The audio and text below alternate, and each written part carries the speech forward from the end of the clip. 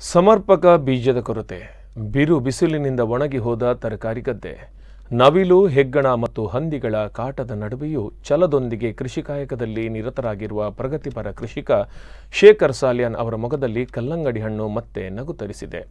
ಹಾಗಿದ್ರೆ ಕಲ್ಲಂಗಡಿ ಹಣ್ಣಿನ ಕೃಷಿಯ ಕಾಯಕ ಯೋಗಿಯ ಸ್ಟೋರಿ ಇಲ್ಲಿದೆ.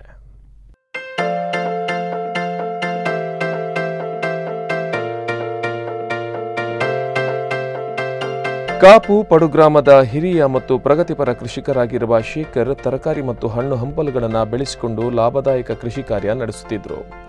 ಆದರೆ ಈ ಬಾರಿ ಪ್ರತಿಕೂಲ ವಾತಾವರಣದಿಂದಾಗಿ ಇತರೆಲ್ಲ ಬೆಳೆಗಳು ಕೈಕೊಟ್ಟಿದ್ದರೂ ಕಲ್ಲಂಗಡಿ ಹಣ್ಣು ಮತ್ತು ಸೌತೆಕಾಯಿ ಬೆಳೆ ಮಾತ್ರ ಭರ್ಜರಿ ಇಳುವರಿಯೊಂದಿಗೆ ಶೇಖರ್ ಸಾಲ್ಯಾನ್ ಅವರ ಕೈ ಹಿಡಿದಿದೆ. ಕಲ್ಲಂಗಡಿಯ ಬೆಳೆ ಇಳುವರಿಯನ್ನು ಮಾರುಕಟ್ಟೆಗೆ ಕೊಂಡೊಯ್ದು ಮಾರಾಟ ಮಾಡದೆ ಮನೆಯಲ್ಲೇ ಮಾರಾಟ ಮಾಡುವ ಮೂಲಕ ಮಧ್ಯವರ್ತಿಗಳ ಹಾವಳಿ ಇಲ್ಲದೆ ನೇರವಾಗಿ ಗ್ರಾಹಕರಿಗೆ ಪೂರೈಸುತ್ತಿದ್ದಾರೆ. ತನ್ನ ಕೃಷಿ ಕಾರ್ಯಕ್ಕೆ ಪತ್ನಿ, ಮಕ್ಕಳು ಕೂಡ ಸಂಪೂರ್ಣ ಸಹಕಾರ ನೀಡುತ್ತಿದ್ದಾರೆ.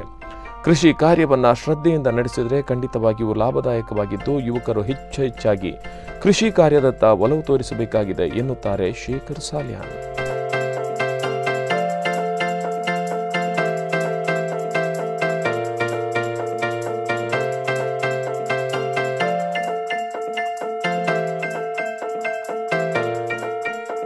ಸಾಧಾರಣ ಒಂದು 25-30 ವರ್ಷದಿಂದ ಇದನ್ನು ಮಾಡ್ತಾ ಇದ್ದೆ. ನಮ್ಮ ಕೃಷಿಯಲ್ಲಿ ತಂದೆಯವರೊಟ್ಟಿಗೆಲ್ಲ ಅದು ಎಕ್ಸ್ಪೀರಿಯೆನ್ಸ್ ಆಗಿ ಅವರು ಕೂಡ ಮಾಡ್ತಾಯಿದ್ದರು.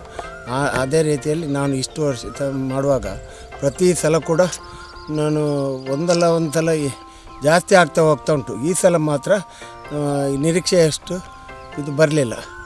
ಅದು ಆದರೂ ಇದು ಬಂದದ್ರಲ್ಲಿ ನಾವು ಮಾಡಿದ್ರಲ್ಲಿ ನಮಗೆ ಖುಷಿ ಉಂಟು. ಇಷ್ಟು ಒಳ್ಳೆ ರೀತಿಯಲ್ಲಿ ನಾವು ಮಾಡಿದೆವು ಅಂತಲ್ಲ. ನಾವಂದರೆ ಇಲ್ಲಿ ಮಾಡಿದರೆ ಎಷ್ಟು ಮಾಡಿದರೂ ಕೂಡ ಇಲ್ಲಿ ಬೇಡಿಕೆ ನಮ್ಮ ಮನೆಗೆ ಬಂದು ಕೊಂಡೋಗೋ ಜನ ಉಂಟು. ನಾವು ಮಾರ್ಕೆಟಿಗೆಲ್ಲ ಕೊಂಡೋಗಿದ್ರು, ಮಾರ್ಕೆಟ್ನಲ್ಲೆಲ್ಲ ಕಮ್ಮಿ ರೇಟೆಲ್ಲ ಕೊಟ್ಟು ಏನೆಲ್ಲ ಮಾಡ್ತಾರೆ. ಅದಕ್ಕಾಗಿ ನಾವು ಇಲ್ಲೇ ಮನೆಯಲ್ಲೇ ಮಾಡೋದು, ನಮಗೆ ಒಳ್ಳೆ ರೇಟೆಲ್ಲ ಸಿಗ್ತದೆ. ಅದು ಇದರೊಟ್ಟಿಗೆ ಒಂದು ಸೌತೆಕಾಯಿ, ಒಂದು ಅರ್ಧ ಎಕರೆಯಲ್ಲಿ ಸೌತೆಕಾಯಿ ಮಾಡಿದ್ದೇನೆ.